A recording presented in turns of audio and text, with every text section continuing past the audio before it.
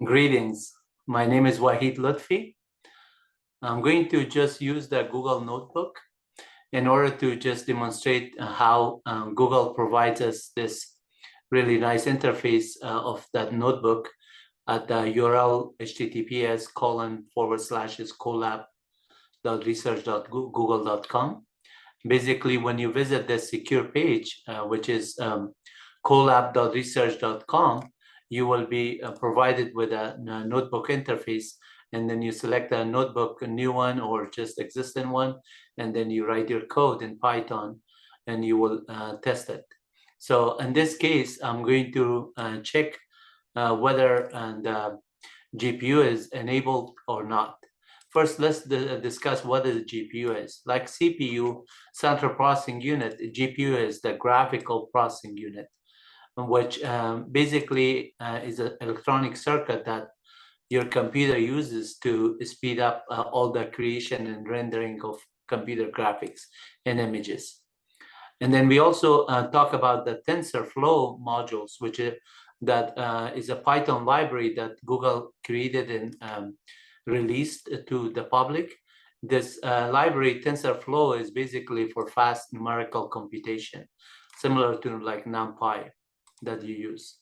So on the program below here that I wrote, I just wanted to test whether the GPU is enabled for this notebook that I have. And since this is free, everybody could go to collab.research.google.com. You could just use this one, and then you could just learn or practice for students for kind of like collaboration. This is really nice product that is available out in the market for free.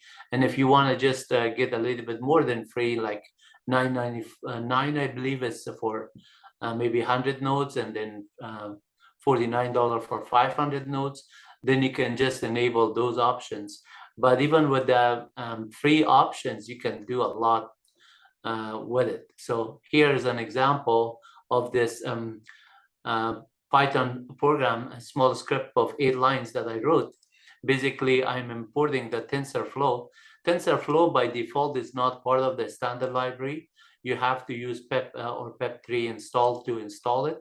And obviously that depending on whether you want to do it on Windows or a Linux or a Mac or different platforms, the TensorFlow have different ways to install it, whether you do apt-get or DNF install or a pep3 install or something, additional module dependencies, all of that one is going to be available for you. Sometimes you build it from source, sometimes you just do a pep3 install or pep install in TensorFlow, and then additional modules and you get it.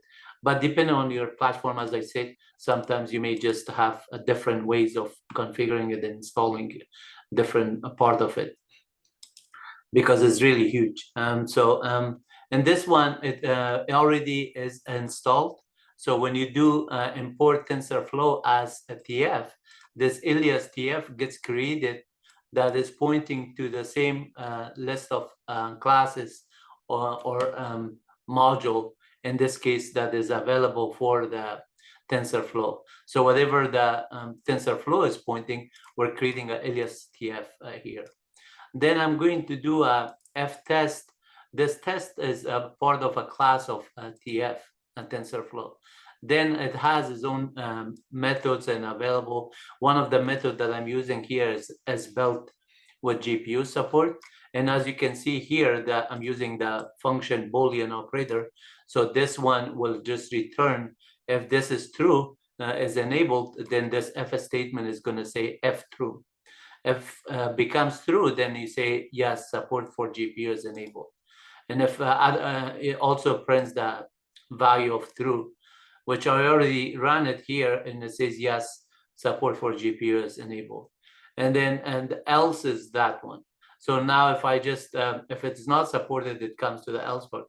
But because I'm printing it both sides, notice when I run it, it only says true, and yes, support is there.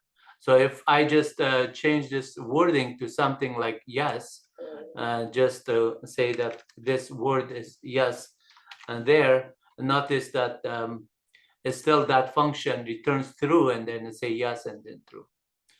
And then if I just change for something here and then say here that this one is no, notice still it is and the option is enabled, all right? So it makes sense to just get that one. But if I run a not against this statement, we're saying that true, but when you not it, it says false, and which is not the case. So then it's going to jump into the false, and then it's going to say no, because this one we just say if this is the case and this one was returning true by itself, it's going to be there. You can also just test for validity of this one. If you just say like that, simply as 2-line, you can see it's going to return true. And if you just get any of the information in terms of, let's say, type of just the TensorFlow itself, what is that module, you can see that it is going to give you details of all the methods, the double underscore method, the magic method, and everything is there. And there. Similarly, if you look for the class test, then you can see that all those ones that are here, if I do a dir on it, and if I just say instead of dir, I could say print the type of it. So I could have just done that one, and it says a module. And similarly, if I do the tf there, I didn't look at the dir command that I was looking at the output indifferently. So print type this tf.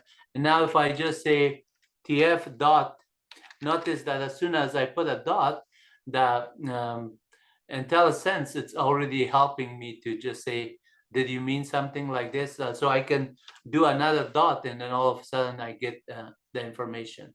So this is built in with GPU, is one of the options, and you can just print it, and this is, says it's as a function. But because I'm using it as a function with this, I could still see the type is a Boolean function. So therefore I can just say print it for me, and that will just give me a printout of that one saying that yeah, this is true, and then that will return a true. Okay, I hope you liked it, I hope you enjoyed it. And then basically, if you need help on any of this one, you can always go on print help on let's say tensorflow.test. Any of the function that you're looking for, like is built with GPU, for example. If you're looking at the function itself, it tells you a very good documentation of what that function is and how it returns those value. Similarly, if you are looking for something else, let's say anything with the function, the class test, if you just go any of those ones. Similarly, if you get with other objects, you can just get more information on it. I hope you liked it. Please don't forget to like and add to our videos. So right now I'm already posting it. Let me just go on this other one, and then I just say my web actually what am I looking for? YouTube. So I go to YouTube, and then that is basically bringing up my page. And then the page that I have here, you're welcome to like and subscribe. And as it comes in, the computer is a little bit slower than I thought. That should have come in by now. It should have updated, but it is doing it. Let's see how many more seconds is. Okay, not too many. So this is the MyWebUniversity free education videos. You're welcome to like and subscribe and watch all these channels and all these videos, not channels, all these videos for free. And you're welcome to make some nice comments so I can improve it based on your needs. And then thanks for watching. Have a nice one. Take care. Bye-bye.